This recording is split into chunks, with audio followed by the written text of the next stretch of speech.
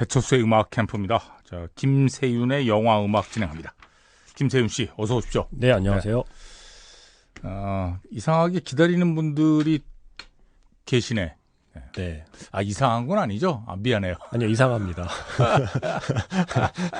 예, 굳이 이렇게 기다릴 정도의 그 게스트는 아니지 않나라는 생각을 합니다. 그게 저는 그렇게 생각하거든요. 네. 기다릴 정도의 분은 아닌데, 근데 그럼요. 청취자들이 늘 기다리세요.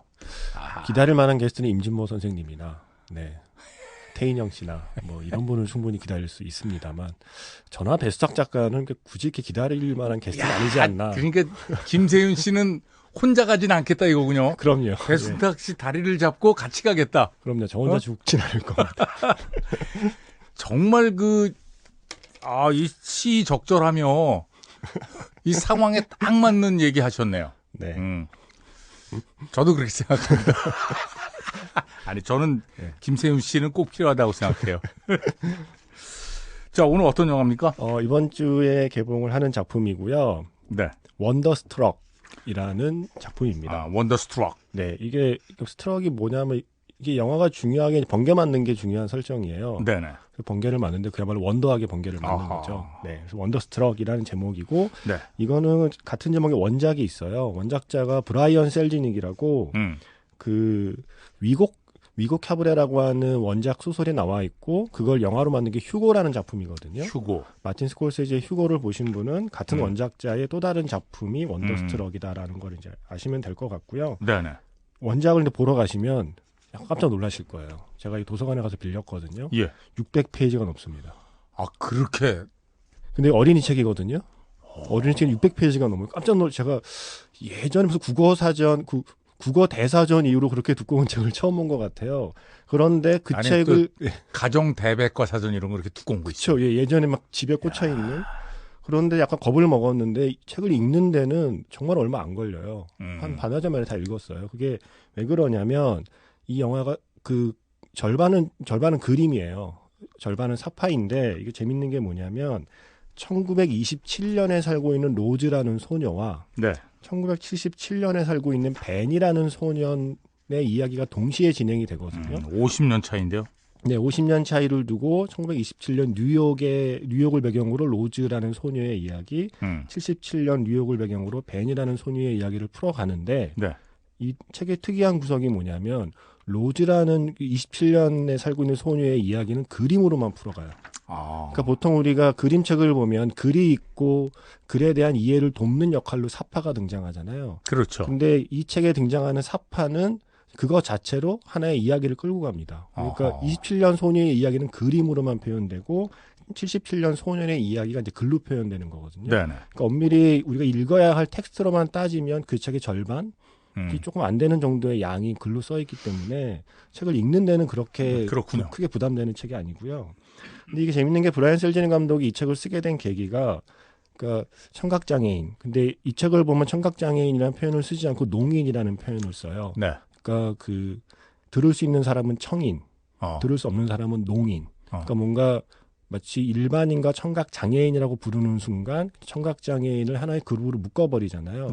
그래서 그냥 소리를 들을 수 있다 없다는 단순한 차이만으로 농인과 청인으로 구분을 하기 때문에 이 작품을 소개할 때는 저 역시 청각장애인이라는 표현 대신 농인이라는 표현을 쓰는 게 맞는 것 같습니다. 그래서 그 농인에 대한 다큐멘터리를 봤대요. 근데 그 다큐멘터리에서 흥미를 끈 게 뭐냐면 1927년이라는 시간이 농인들에게 어떤 의미인가에 대한 이야기가 있더라는 거죠. 그게 뭐냐면 우리가 영화 역사를 보면 최초의 유성 영화가 나온 시점이 27년이에요. 그 전까지는 무성 영화였잖아요. 그러니까 무성 영화 시절에는 농인도 청인하고 똑같은 입장에서 사실 영화를 볼 수 있었던 거죠. 그러니까 영화라는 매체가 그렇게 농인들에게 그 접하기 힘든 매체가 아니라 똑같이 그냥 즐길 수 있는 매체였는데 유성 영화가 등장하면서 영화로부터 멀어지게 됐다는 차이가 확 생기는. 그래서 그 이야기를 보았고, 그리고 이제 또 하나는 보통은 청인 부모 밑에서 자란 농인들의 경우에 부모님은 잘 듣는데 본인이 잘 못 듣잖아요. 예. 그래서 그 세계에서 느낀 어떤 외로움과 소외감 등이 있다가 자신과 같은 농인 커뮤니티를 만났을 때 느끼는 어떤 그 엄청난 소속감과 행복감들을 막 얘기하는 걸 보고 네. 이 두 가지를 가지고 이야기를 이제 풀어가기 시작했다고 해요. 그리고 거기에 하나 덧붙인 게 본인의 친구가 미국 자연사 박물관에 일하고 있어서 그 덕에 백스테이지 투어를 했대요. 그러니까 박물관의 뒤편을 본 네네. 거죠. 거기가 너무너무 신기하고 재밌었대요. 그래서 이 세 가지를 묶어서 이제 책을 쓴 것이 바로 거군요. 원더스트럭이라는 내용인데, 그래서 듣지 못하는 소녀 로지의 이야기는 글이 아닌 그림으로만 표현하기로 마음을 먹은 거죠. 그래서 이거를 그 영화로 옮긴 사람이 토드 헤인즈라는 감독인데, 유명한 감독 아니에요? 그쵸. 그 가장 최근 작으로는 캐롤이라고 네네. 하는 정말 제가 좋아하는 영화를 만들었고, 그 전에 거슬러 올라가면 밥 딜런에 대한 이야기 I'm Not There를 I'm 만들고, not there. 예. 좀 더 거슬러 올라가면 데이빗 보이라고 지칭은 안 하지만 누가 봐도 데이빗 보이 얘기인 게 분명한 벨벳 골드마인도 만든 네. 감독이잖아요. 벨벳 골드마인. 그래서 기본적으로 지금 현재의 이야기보다는 지나간 시대에 대한 이야기에 관심이 많고, 그 영화를 만들 때 또 스타일 자체는 굉장히 스타일리시하게 찍는 감독이거든요. 근데 이 감독이 처음으로 어린이 책을 원작으로 어린이가 볼 수 있는 영화를 만든 거예요. 네네. 그러니까 지금까지는 거의 대부분 19금 영화를 만들다가. 그러게요. 근데 그래서 이 감독이 선택을 한 것이 그림으로만 표현된 27년의 농인 소녀 로지의 이야기를 무성 영화처럼 찍기로 결심을 합니다. 그리고 77년에 그 살고 있는 소년 벤의 이야기는 그냥 일반적인 영화로 찍은 거죠. 네네. 그래서 영화를 보면 무성 영화 속의 로즈 소녀의 이야기가 진행이 되고 그거와 별도로 77년의 소년의 이야기가 따로따로 진행이 돼요. 네. 그러다가 마지막에 그 50년의 시차를 둔 둘이 사실은 어떤 관계인지를 밝혀지는 클라이맥스가 나오면서는 두 이야기가 합쳐지거든요. 독특한 구성이라서 재미가 있는 반면 초반에 잠깐 이 기본 정보 정도 약간 모르고 가면 약간 당황하실 수 있어요. 헤맬 수 있군요. 영화가 두 개의 이야기가 다른 시간대의 이야기가 따로따로 전개가 왔다 갔다 되는데, 하나는 심지어 대사가 없이 무성 영화처럼 이렇게 음악만 나오면서 무성 영화로 연출을 했거든요. 네. 이게 뭐지 하면서 영화를 보실 수 있는데, 다만 이 영화는 뒤에 존재하는 20분의 클라이막스를 위해서 그 앞에 100분이 존재하는 영화라고 저는 생각을 해요. 그 앞에 조금은 당황스럽고 조금은 낯설어서 약간은 지루하게 느껴질 수 있는 그 100분의 시간을 잘 견디면, 네. 견딘다는 표현은 좀 그렇다. 이게 이렇게 막 억지로 견뎌야 될 정도로 앞이 지루한 건 아니고요. 아니, 네. 영화를 무슨 고행으로 네네. 보는 건 아니잖아요. 네, 제가 방금 한 말을 다 취소하겠습니다. 네네. 견뎌야 되는 건 아니고요. 그 100분의 시간을 차곡차곡 잘 따라가면 마지막 20분의 클라이맥스가 정말, 저는 그 20분이 너무너무 좋아서 그래서 이 영화를 사실은 소개를 해드리는 거고요. 네. 이야기 자체는 구체적으로 말씀을 드릴 필요는 없을 것 같지만 27년의 소녀도 77년의 소년도 어쨌든 무언가를 찾아 나서는 이야기이고, 네. 한마디로 정리하면 사실 모든 어린이 책이나 어린이 영화의 줄거리는 하나로 요약한다고 저는 생각하거든요. 마음 둘 것 없는 아이가 마음 둘 곳을 찾아 나서는 이야기. 그래서 27년의 소녀도 77년의 소년도 각자에게 필요한 무엇을 찾아 나서는데, 그것이 나중에 클라이맥스의 그 둘의 관계가 밝혀지면서부터 정말 저는 그 마지막의 클라이맥스가 참 좋았습니다. 네. 자, 음악을 한 곡 듣죠. 이 영화에서 이제 77년을 살고 있는 소년 벤은 엄마가 이제 사고로 세상을 떠난 뒤에 엄마가 나에게 알려주지 않은 아빠의 존재를 찾아서 혼자 뉴욕에 가는 아이거든요. 네. 근데 엄마가 생전에 가장 좋아하던 노래가 이 노래였어요. 데이빗 보이의 스페이스 오디티. 그래서 데이빗 보이의 이 노래를 좋아하는 엄마였다면 얼마나 멋진 엄마였을지 우리가 굳이 설명이 필요 없잖아요. 설명이 필요 없죠. 네, 그 엄마를 연기하는 건 미셸 윌리엄스입니다. 네, 그래서 일단 그 곡을 영화에 계속 나옵니다. 데이빗 보이의 노래가. 예, 데이빗 보이 스페이스 오디티 듣겠습니다.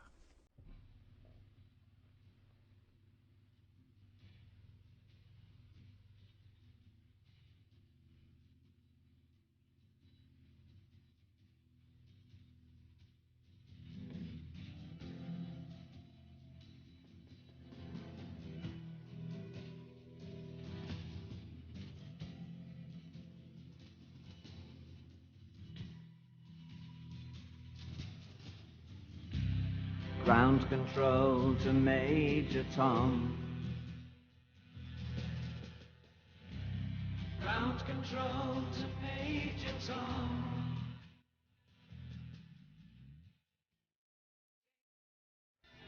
그렇지 않아도 오늘 아침에 어떤 분이 땡스타그램으로 데이빗 보위 사진을 보내주셨어요. 뉴욕 지하철역 네. 계단에 데이빗 보위 사진이 쫙 있더라고요. 그러니까 이 생전에 이 노래를 즐겨 들으시던 77년에 살고 있는 소년 벤에 돌아가신 어머니가 생전에 이 노래를 즐겨 듣는 그 순간에 어머니의 방 벽에는 어떤 글귀가 붙어 있냐면 이 글귀가 붙어 있어요. 시궁창 속에서도 우리 중 누군가는 별을 바라본다. 이게 영화에는 누구의 말인지 안 나와 있지만 원작엔 나오거든요. 이게 뭐냐 오스카 와일드라는 작가의 오스카 와일드. 작가의 작품 중에 한 구절을 그 원작자가 가져온 건데 그대로 영화에 등장해요. 근데 이 이제 아들이 이제 물어보거든요. 꼬마애가 이게 대체 엄마 무슨 뜻이야? 시궁창 속에서도 우리 중 누군가는 별을 바라본다. 그런데 제가 참 좋았던 게 엄마가 말을 안 해줘요. 저는 그게 되게 멋있는 엄마 같아요. 그러니까 엄마가 그거는 이런 뜻이거든 이라고 말해주는 게 아니라 오히려 아이한테 반문하거든요.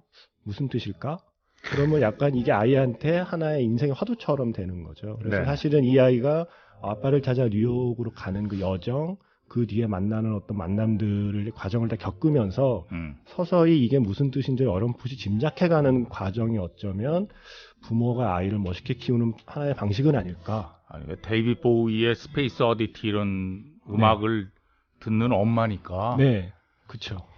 아이한테 그렇게 얘기할 수 있는 거죠. 그 시궁창 속에서도 우리 중 누군가는 별을 바라본다는 말도 참 멋있지만 그러게요. 그 말을 되게 좋아서 벽에 붙여놓은 엄마가 좋아하는 노래는 데이빗 보위의 스페이스 오디티고 그런 엄마가 세상을 떠났기 때문에 이 벤이라는 아이의 상실감은 얼마나 클까가 더 이제 우리로서는 그 엄마의 공백이 더 짐작이 되는 거고요. 실제로 데이빗 보위가 뉴욕의 지하철역 계단에서 이 노래 모티브가 생각이 났다는데요. 2001 스페이스 오디세이 영화를 보고 영감을 떠올렸다고 하는데 영감을 얻은 뒤에 뉴욕 지하철역 계단에 앉아서 다시 이걸 떠올렸나 본데 그래서 어쨌든 이 영화를 한마디로 요약하는 말이 사실은 이 말이에요. 그러니까 사실은 관객도 처음에 등장하는 이 글귀 시궁창 속에서도 우리 중 누군가는 별을 바라본다는 말이 약간 그 소년 벤이 궁금해하듯이 관객도 이게 무슨 뜻일까 궁금해하지만 아까 말씀드린 대로 100분 플러스 20분의 20분에 가까운 영화 시간을 쭉 보고 나면 클라이막스에 가서 관객도 이게 어쩌면 지금 내가 눈앞에 보고 있는 이런 걸 말하기 위함이었구나라고 깨닫게 만드는 과정으로 영화를 만들었고요. 그런데 갑자기 궁금한 게 생각이 났는데 네. 시궁창에 빠져본 사람들은 이게 무슨 얘기인지 잘 알 수 있을 것 같은데 네. 일생 금수저질만 한 사람들에게 과연 이게 무슨 얘기인지 영감이 올까요? 시궁창 속에서도 누군가는 별을 바라본다라는 얘기가 무슨 얘기인지 알 수 있을까요? 별을 바라보는 행위는 알겠지만 시궁창 속에서도 여기서 중요한 건 도죠. 도. 네. 시궁창 속에서도 우리 중 누군가는 별을 바라본다는 의미를 알기 위해서는 사실은 시궁창이라는 것에 대한 약간의 경험이나 사실은 짐작이라도 있어야 되고요. 그렇다고 우리가 자진해서 시궁창으로 들어갈 수는 없잖아요. 근데 제가 전에 소개한 콜럼버스라는 영화를 보고 알랭드 보통 행복의 건축의 한 기절을 말씀드렸잖아요. 슬픔을 아는 것이 건축을 이해하는 선행 조건이다. 꼭 시궁창까지는 아니어도 뭔가 살면서 어떤 상실감이나 슬픔이나 아픔을 조금은 알고 있다면 그 뒤에는 뭔가 경험할 수 있는 게 다르다고 생각하거든요. 이게 눈물 젖은 빵 먹는 거랑 비슷한 건데 네. 이게 눈물이 진짜 흘리면서 빵을 먹는 거랑 그 눈물을 흘리려고 뭐 머리를 뗐다 때리든가 뭐 어떻게 벽에 받은 다음에 아프네 그러고 눈물 찔끔 났을 때 빵 먹는 거랑 좀 다르잖아요. 네. 그래서 사실은 이 벤이라는 아이도 전에 로즈라는 소녀도 사실은 다른 아이들과 똑같이 별을 바라보지만 로즈와 벤이 별을 바라보는 마음은 다른 이런 상처를 겪지 않은 아이들과는 좀 다를 것이다라는 이야기를 영화가 해주고 있고요. 끝으로 배우만 말씀드리면 예전에 소개해드린 콰이어트 플레이스라는 공포 영화에 큰 딸로 나오는 그 밀리센트 시몬스라는 배우가 이 영화에도 나오는데 그때도 말씀드렸지만 이 배우는 원래 농인입니다. 아, 그래요? 네, 그래서 이 영화에서도 27년의 그 무성 영화 속에 등장하는 로즈라는 소녀는 네. 실제로 듣지 못하는 그 농인 배우가 직접 연기한 그런 밀리센트 장면입니다. 시몬즈가 연기를 네. 했군요. 그렇습니다. 자, 음악 들으면서 마치죠. 이 영화에 또 아주 중요한 인물이 등장할 때 이 곡이 흐르더라고요. 짜라투스트라는 이렇게 말했다. 뭐 영화에 니체가 나오나요? 그건 아닙니다. 그런데 아니에요? 뭔가 좀 다 연결이 되지 않나요? 시궁창 속에서도 우리 중 누군가는 별을 바라본다는 글귀와 데이빗 보이와 2001 스페이스 오디세이 음악으로 유명한 짜라투스트라는 이렇게 말했다가 네네. 다 나오는 그 뭔가 우주적인 느낌의 영화라는 거죠. 근데 거기에 데오다터 버전으로 나오거든요. 데오다토 버전으로 나와야지. 이게 예. 리하르트 스트라우스 버전은 이건 클래식이기 때문에 약간 지루할 수 근데 있거든요. 이게 1977년에 그 뉴욕을 배경으로 이 음악이 나오니까 멋있더라고요. 알겠습니다. 자, 데오다토의 짜라투스트라는 이렇게 말했다. 이건 발음 뭐 제가 늘 하는데 알소 스프라크 짜라투스트라 맞는지 안 맞는지 몰라. 이거 이제 저 차두리 만나면 한번 물어봐야 되겠어요. 차범근 감독한테 물어봐도 되겠구나. 자, 김세윤 씨 고맙습니다. 네, 고맙습니다.